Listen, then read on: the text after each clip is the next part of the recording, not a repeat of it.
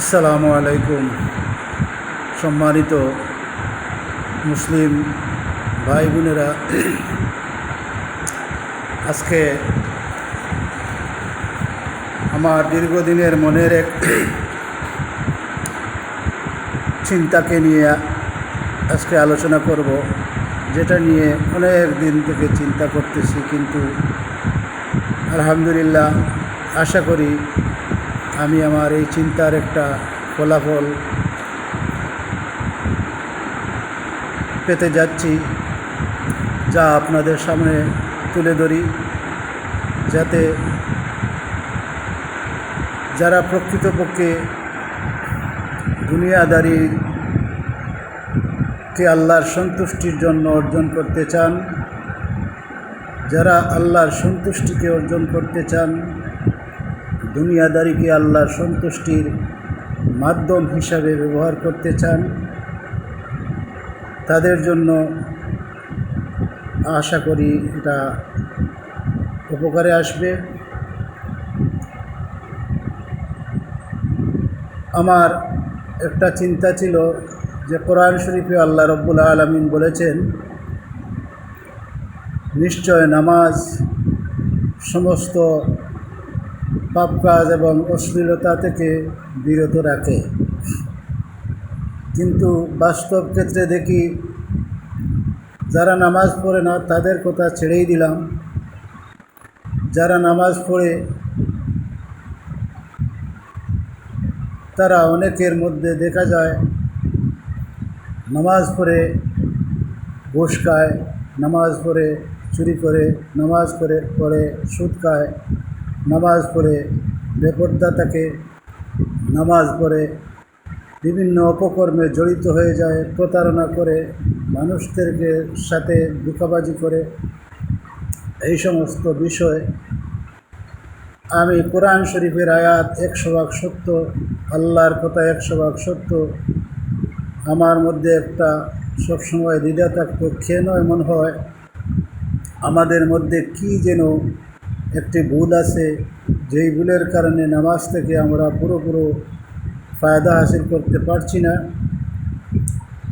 আলহামদুলিল্লাহ আমার মনের মধ্যে যে জিনিসটা উদয় হয়েছে,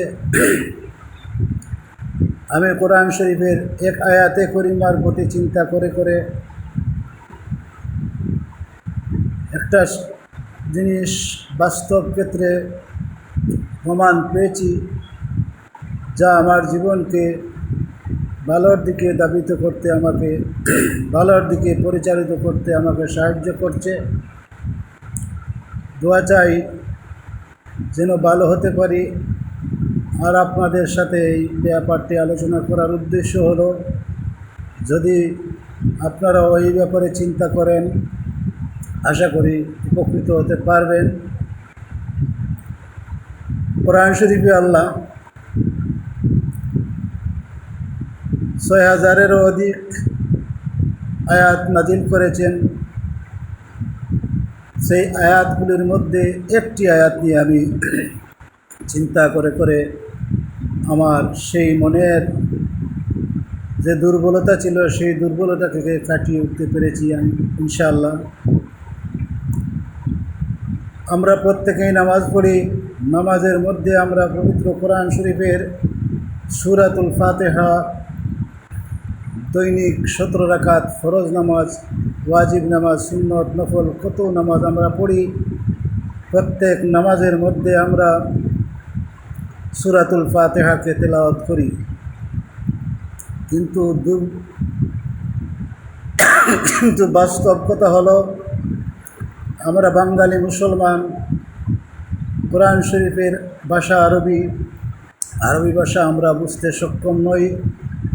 অল্প কিছু ব্যক্তিবর্গ, মহান মনীষী ব্যক্তি, উলামায়ে কেরাম ব্যতীত বা বিজ্ঞজন ব্যতীত আমরা সংখ্যাগরিষ্ঠ মানুষ কোরআন শরীফের ভাষা আমরা বুঝি না, আর বোঝারও চেষ্টা করি না। অন্ততপক্ষে যদি সূরা ফাতিহার আয়াতটুকু, অনুবাদটুকু আমরা জানতে পারতাম, অন্ততপক্ষে আমি বুঝতে পারতাম নামাজের মধ্যে আমি আমার আল্লাহর সাথে কি আলোচনা করছি, যে আল্লাহ আমার জীবন, যে আল্লাহ আমার মরণ, সব কিছুর নিয়ন্ত্রক, যে আল্লাহর হাতে আমার ভালো মন্দ সব কিছু, অর্থাৎ আমার জীবনের প্রতিটি কার্যক্রম, জীবনের প্রতিটি মুহূর্ত যে আল্লাহর কর্তৃক নিয়ন্ত্রিত, সেই আল্লাহর সাথে আমি নামাজে কি কথাবার্তা আমার হলো, সেই কথাবার্তার আলোকে আমি আমার জীবনে কথাবার্তাগুলো রক্ষা করতে পারছি কি না। যাই হোক, কথা লম্বা হয়ে যাচ্ছে, মূল কথায় চলে যাই। আমরা কুরআন শরীফের এই সূরাতুল ফাতিহার মধ্যে একটি আয়াত আমরা তেলাওয়াত করি, ইহদিনাস সিরাতাল মুস্তাকিম। এই আয়াতে করিমার অর্থ হলো, হে আল্লাহ, আমাদেরকে তুমি সরল সঠিক পথে চালাও। বারবার আমরা প্রত্যেক দিন আল্লাহর দরবারে ফরিয়াদ করছি, আল্লাহ আমাদেরকে তুমি সরল সঠিক পথে চালাও। মনের আবেগে নামাজ পড়ছি, কাতর মনে আল্লাহকে বলছি, আল্লাহ আমাদেরকে সরল সঠিক পথে চালাও, কিন্তু আমরা বুঝছি না। আরবি ভাষায় বলতেছি কিন্তু বুঝতেছি না, যার কারণে আমরা নামাজ থেকে বের হয়ে যখন সাংসারিক কাজে কর্মক্ষেত্রে যাই, তখন আল্লাহর সাথে সেই করা ওয়াদা, আল্লাহর সাথে যেই যে চাওয়া আমাদের সরল পথে চালাও, সেই কথা আমাদের মনে পড়ে না। আমরা ভুলিয়ে যাই নামাজের মধ্যে আল্লাহর সাথে কি আলোচনা করেছি, কি কথা বলেছি, কি দোয়া করেছি। রব্বুল আলামিন আমাদেরকে দুনিয়ার জমিনে পরীক্ষার জন্য পাঠিয়েছেন। নামাজ পড়েই আমি পরীক্ষার মুখোমুখি হয়ে যাই। আমার সামনে যখন একটা কাজ হাজির হবে, সংসার জীবনে হোক, চাকরি জীবনে হোক, বৈদেশিক জীবনে হোক, যে কোনো কারণে আমি যদি আমার যে কোনো কাজের মধ্যে পরীক্ষার সম্মুখীন হয়ে যাই, যদি দেখি সেই কাজটি ভালো কাজ, আমি আমার সেই কাজকে আমার জীবনের জন্য একটা পরীক্ষা মনে করে আমি সেই কাজের মধ্যে যদি শরীক হয়ে সেই কাজটা আমার দ্বারা সমাধা হয়, বুঝতে হবে নামাজের মধ্যে যে আমি আল্লাহর সাথে দোয়া করেছিলাম, আমার সেই দোয়া আমার জন্য মঙ্গল বয়ে আনছে, আমি সফলতার দিকে এগিয়ে যাচ্ছি। আর যদি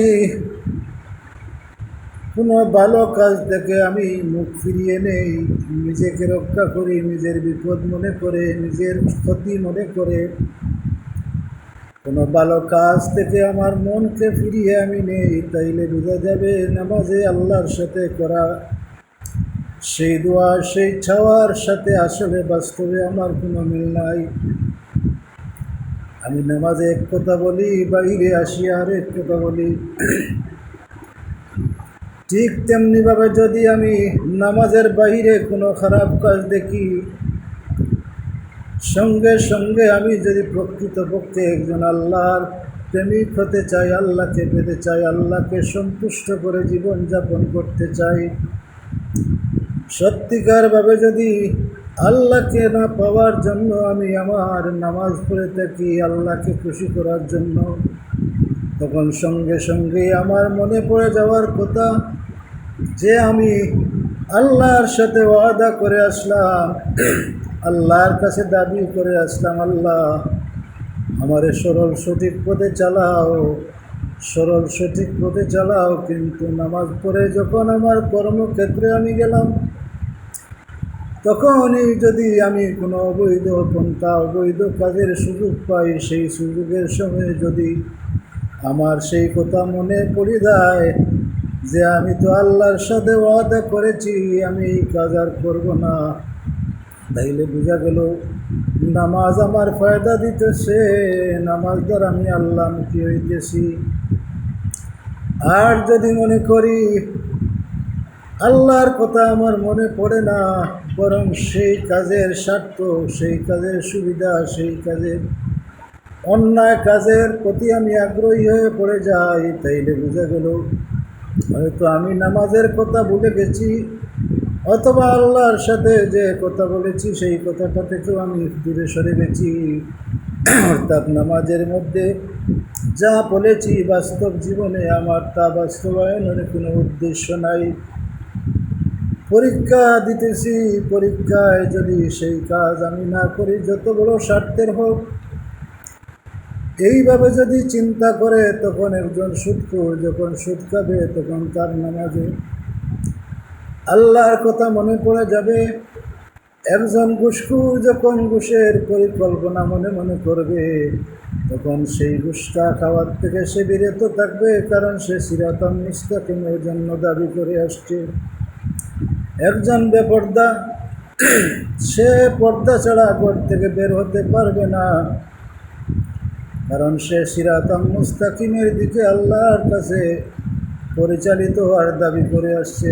একজন মিথ্যাবাদী মিথ্যা বলার সঙ্গে সঙ্গে তার মনে পড়ে যাবে, নামাজে আমি বললাম কি, নামাজ থেকে বাহিরে হয়ে আমি করছি কি। এইভাবে নামাজকে যদি নামাজের ব্যাপারটাকে যদি সে তার সঙ্গী করে নিতে পারে, আশা করা যায় ওই ব্যক্তির জন্য নামাজ তার জন্য দুনিয়ায় ইজ্জতের কারণ হবে, পরকালেও সেই নামাজ তার জন্য মুক্তির কারণ হয়ে নামাজ তাকে জান্নাত পর্যন্ত পৌঁছাইয়া দিতে পারবে। নামাজ এমন একটি ইবাদত, যে ইবাদতের মাধ্যমে মানুষ মওলার নিকটবর্তী হয়ে যায়। মওলাকে খুশি করার সবচাইতে উত্তম ব্যবস্থা হইল নামাজ। আর যেই নামাজের মধ্যে আমরা কি বলছি না বলছি, সেটা অন্ততপক্ষে কিছুটা না হলেও যদি আমার মনে না পড়ে, আমি না বুঝি, তাইলে নামাজ নিয়ে আমার বাস্তব জীবনে কিভাবে আমি খারাপ কাজ থেকে বিরত থাকবো। প্রকৃতপক্ষে আপনি বা আমি আসলে আল্লাহকে ডরাই, কিন্তু আল্লাহকে ডরাই, আবার যখন সংসার জীবনে চলে যাই, পিছনের শত্রু শয়তান যা মানবরূপী হইতে পারে, সে প্রকৃত শয়তান হইতে পারে, তার দুঃখায় পড়ে আমরা যখন সংসার কাজ শুরু করি, তখন তো আমরা আল্লাহর কথা ভুলে যাই। যারা আল্লাহর কথা ভুলে যায় না, আল্লাহকে সঙ্গী করে রাখতে পারে, ওরার জীবনে কোনো দিন তারা অন্যায় কাজে স্থায়ীভাবে করতে পারে না। হঠাৎ ওদের দ্বারা কোনো ভুল কাজ হয়ে গেলে ওরা সঙ্গে সঙ্গে মওলার দরবারে তওবা করতেও দেরি করে না।